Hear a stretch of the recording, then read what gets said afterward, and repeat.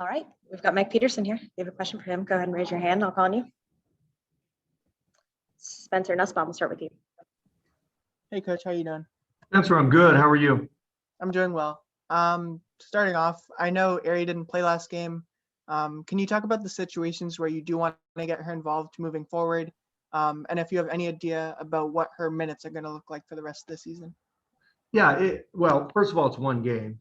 So one game doesn't project to a whole season, but it's not my intention. And Ari and I have already talked about it. It's not my intention to have Ari not play. It's my intention to have Ari play.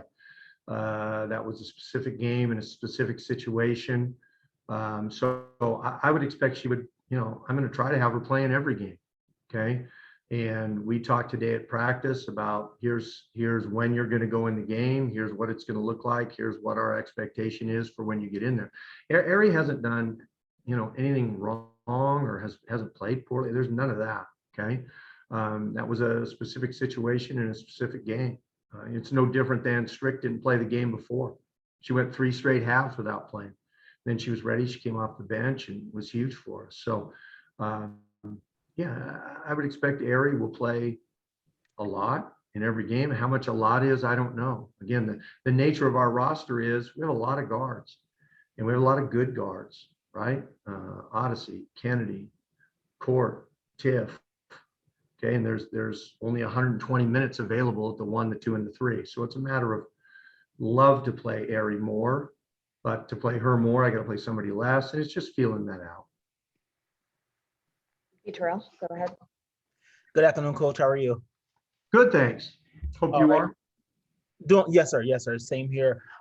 From the first game when you played Chicago to the next game, what has changed in your scout? Obviously, Tiff Hayes is available this time, but what will look different for you in that particular game? Well, the biggest thing that will look different is we'll just try to do a better job of starting the game. I mean, we dug ourselves such a big hole that it was hard to dig out of. Now we almost did. I mean, we dug all the way back to the point where we had 2 free throws to tie it. Then we had a 3 to take the lead. And then we had a 2 to tie it again. So, we did a good job of digging out. We just can't allow ourselves to have that big a hole, really. If we start that game a little bit better and make a few free throws, I mean, we're 3 for 12 in the first half on free throws. So we can take care of all those things. But, they're the same way. They're a very good basketball team with very good athletes. And so the team that does the best job of applying their game plan, the one that dictates the game the most, is going to have a really big advantage. Brandon Suggs, go ahead. Hey, Coach. Hope you're well. Following up on Ari and kind of taking a different angle here. So does it impress you at all that she's kind of juggling this WNBA season? And then we were talking to her the other day about how she's still doing some academic work. I mean, how impressive is that? Really, very. She and I talked about it the other day as well. Yeah, I mean, it's very impressive, and she's coming right straight off of her college season, went all the way to the Final Four. So, she's playing, and like 1 week later, she's flying to Atlanta, right? And finishing up that degree. And, she's just doing a fabulous job. I mean, she's a player that has good focus, good work ethic, is going to be a very good player. It's just a matter of finding her place, finding her role, and I need to help her with that. That's all. Spencer, we'll go back to you. Yeah. Is there any update front office wise in terms of what the timeline might look like for the GM search and what the decision making is looking like? You are talking to the wrong dude. That is not, I'm not involved in that at all. So that's a question for the folks that are making that hire. I'm sure they're working on it. Okay. I know I can tell you this, it's important to our ownership group to get that done. And I know that they're working hard on it, doing their due diligence. So I'm sure that as soon as they find the person they want, they'll get that done. So, but that's not a process I'm at all involved with, nor should I be. You know what I mean? That's a decision for ownership to make, and I'm sure they'll make a good one. Terrell, go ahead. Obviously, to start the season, you were expecting to have Cheyenne Parker possibly be a big part of your offense. And so now some of your other post players may have a little extra load on them being without Parker. Has there been an update and has it been an update on, when you could possibly expect her in the lineup? Yeah, so we're working with the league. And when I say we, really, I mean our medical staff. Okay. So our medical staff is working with the league on that. And there's once you get into the league's COVID protocol, there's a very elaborate set of steps that you need to take to return to play. And so Cheyenne's going through those steps and she's doing great. It's just a matter of you got to hit lots of mile markers. And she's on her way. And frankly, I can't tell you exactly when she'll be back because it changes once you hit a mile marker. Now you got another one. And if you miss one mile marker, well, you go back a step, right? And so that's for our medical staff and for Cheyenne. All of them are doing a great job. And, I just play with whoever they tell us is healthy, right? And getting Cheyenne back will be really important to us. She's a very good player that we're excited to have on our organization. But the people we've got now are doing a really good job of taking up the slack in her absence. And Spencer, back to you for the last question. Sure. I noticed in the last game, you're kind of switching it up between, driving kick threes, pick and pop with Strick. I was wondering if you could just talk a little bit about the different ways that you're looking to get perimeter shots, not even just in the next game, but for the season moving forward. Yeah, sure. So the best perimeter shots for us and for everybody really come off some kind of penetration, right? So, and we have players that penetrate well, right? And so if we can get downhill into the lane, get a paint touch or take it up the baseline and then pitch and get defenses into rotations, I mean, those are the shots that everyone shoots the highest percentage on. So those are the shots we want, Strick and Tiana, especially when either of them or Crystal, when any of those are at the 4, they're very good pick and pop, but it's the same principle. I mean, you come off the ball screen, you attack downhill off the ball screen, you force the help and you throw the pitch, right? So that's all the same principle. And then what we've got to do is we've got to do a good job of being consistent in that, always attacking, not settling, right? And then the other thing we've got to do is do that in a variety of ways. So you can't just you can't just walk down the floor, put your head down and go on the lane. You got to move the defense and soften it and then get into the lane and make plays. And I think in the last game, we did a really good job of that. I think in the second half against Chicago, we did a really good job of that. I mean, I feel like we played 3 really good halves in a row and we just need to build on that. Keep going. That's all. All right. Thanks, Coach. Thanks, everybody.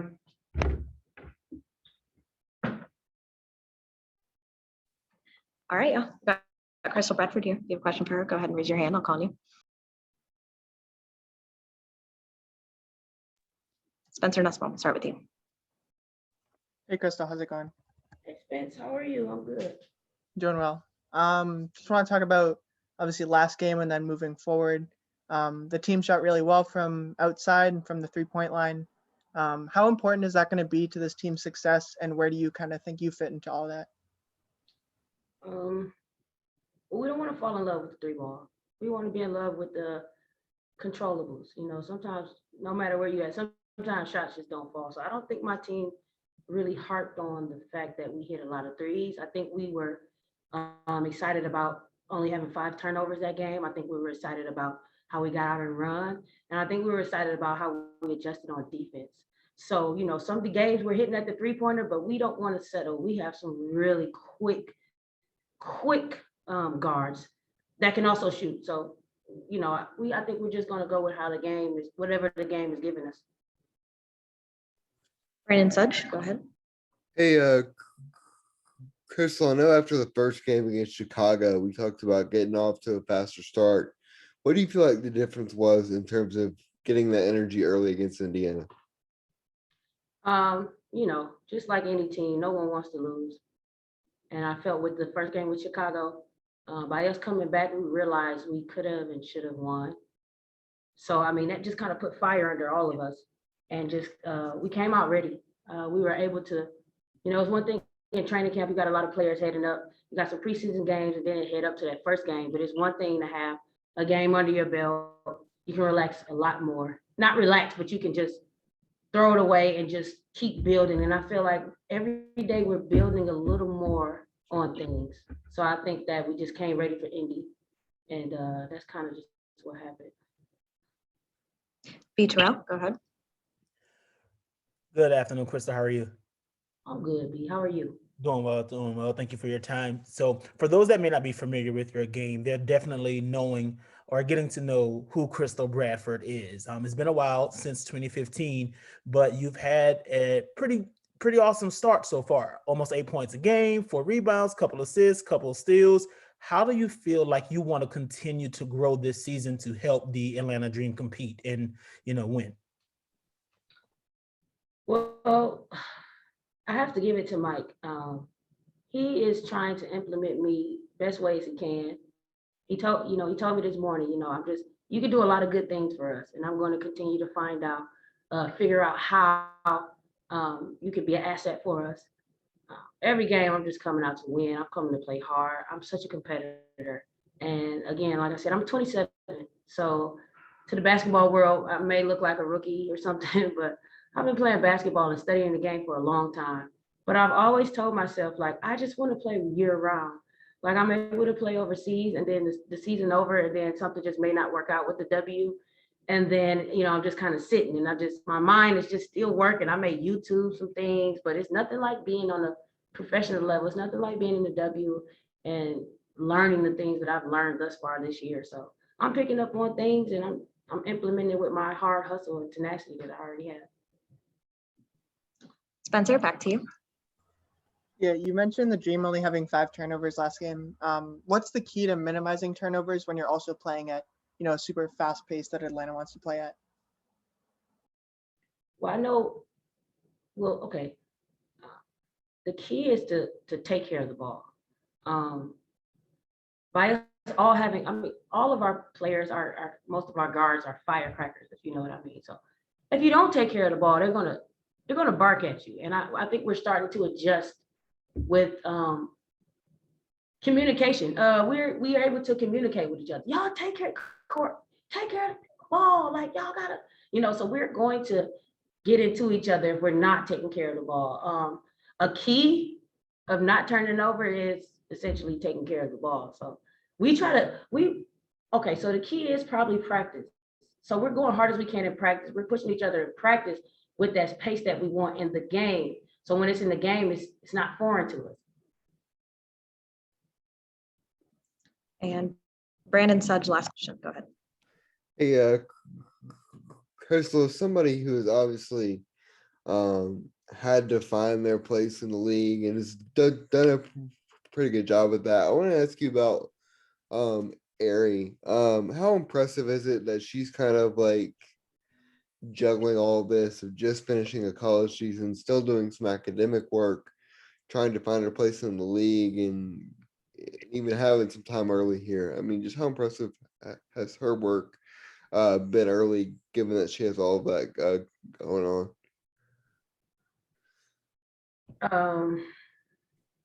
Yeah, I say it all the time. I just said, I'm pretty sure yesterday to my friend, I said, I wish my mindset was like Aries when I was a rookie. I see her every day and she's sharp in the ears. She wants to learn, and she's not a defiant type of player. She's going to do what's asked. And she's also one of those players that they just produce. If they get out there, they're gonna do something to disrupt the other team. So, she's getting ready to head into summer school. She just finished a course. Now she's about to do another course, and it seems like she's handling it very well. I try to keep. I always ask her, is she good, and she'll just tell me all the stuff all the stuff she's maneuvering. But yeah, she's doing well. If you guys talk to her, you'll see she's handling it like a true pro. So there's a difference from someone collecting a check, and there's a difference from a professional athlete, and she's a true pro. All right. Thanks so much, Crystal. Thank you.